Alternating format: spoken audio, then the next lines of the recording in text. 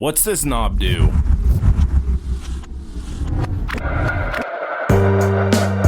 We all strive for happiness, but what if chasing happiness is actually overrated? So today we are exploring the idea that happiness may not be the ultimate goal in life, and that the pressure to be happy all the time might be doing more harm than good. This and more coming up on Rise and Trending. Have you ever felt like you are supposed to be happier, even when things are going okay? I felt like this. I feel like this sometimes, like I am supposed to be happier than I am right now. So happiness is often thought of as a single emotion, but in reality it comes in many forms. It can be just joy that is felt for a moment, laughing at a funny movie, or a deeper or more stable sense of contentment that comes from living a fulfilling life. I want you to think about this. Think about the happiness you feel when you are on vacation versus the satisfaction of completing a difficult project at work. The first is short-lived and exciting, while the second is a slower, more meaningful form of happiness. And here's a fun fact. Young people associate happiness with excitement. We see that in children when you give them something or you put something that is exciting in front of them, how their eyes light up. While older adults link it to calm and peace. You just want to spend some time alone, or you want to just have, like look at the sun or just take a walk. So in today's world, we see constant reminders that we should be happy. And then social media is the reason why many of us are actually in that constant loop that says, I should be happy, I should be happy. So social media is filled with people showing their lives.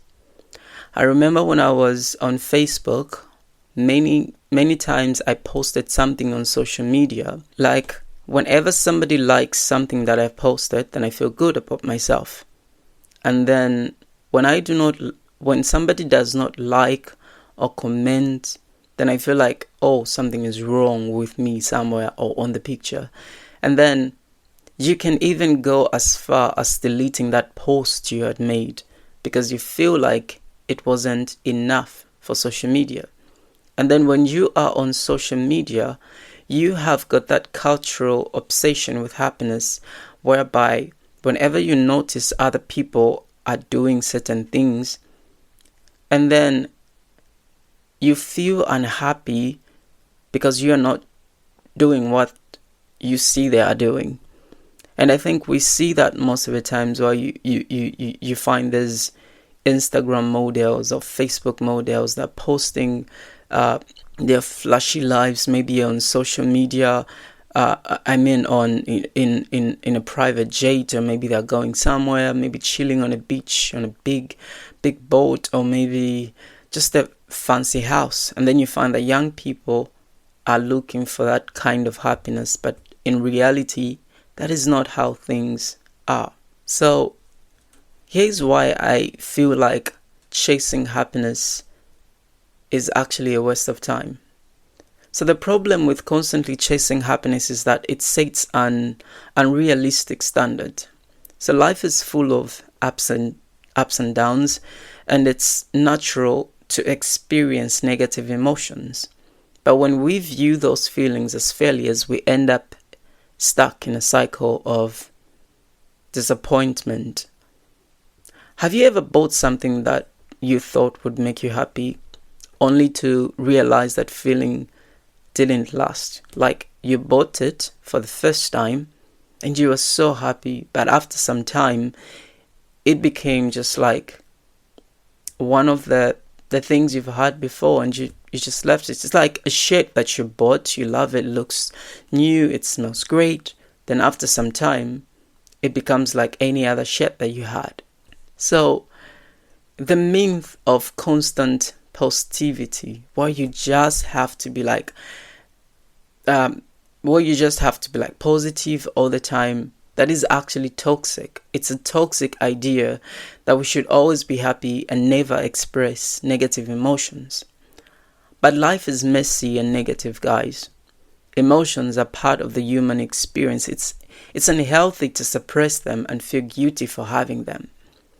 So it's always important that whenever you find yourself in a loop, you get to sit down and then notice, what am I feeling right now? You get to ask yourself a lot of questions. Why do I feel this way? Why am I feeling this way? What could be causing this? What's happening right now? Am I in the moment? Do I feel? Do I have a way in order for me to like accept what I'm feeling, and then just get to find out ways in which I can feel better? Trust me, it works. So I want you to imagine like someone who's grieving a loss, and others tell them stay positive.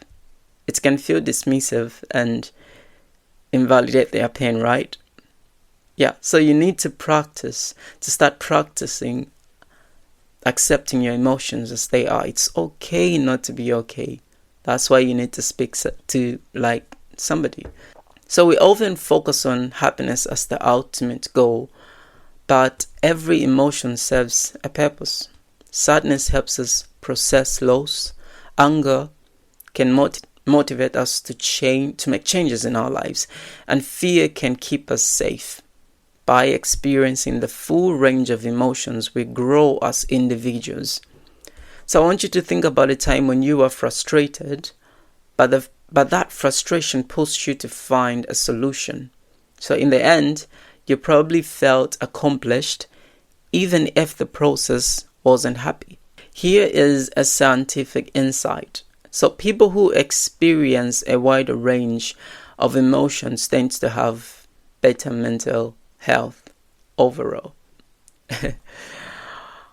What should we pursue instead of happiness? That's the question you're asking yourself right now. So instead of constantly seeking happiness, aim for other stakes like meaning, purpose, or fulfillment. Those things that make you happy, not the flashy things, but the little things that make you happy, are actually the things that are more purposeful and are more fulfilling in life. And then you're asking yourself then how to find balance.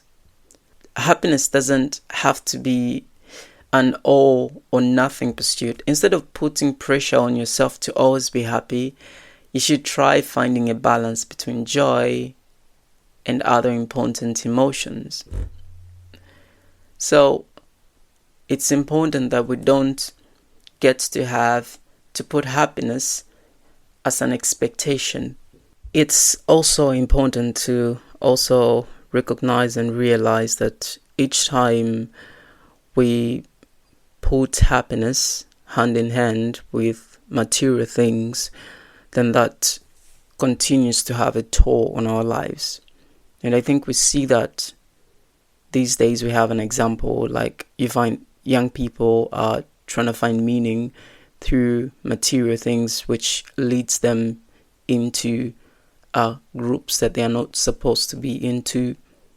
And just in general, whenever you're seeking material things and then putting that hand in hand with happiness, you find that this actually breeds a lot of jealousy on other people, which can actually be harmful to a person. So this has been a very good podcast, and I hope you join me again tomorrow. I do post daily. A share, a like, and a follow would actually make a difference, including a comment on what you have actually learned on the conversations that I had to do. Thank you. What's this knob do?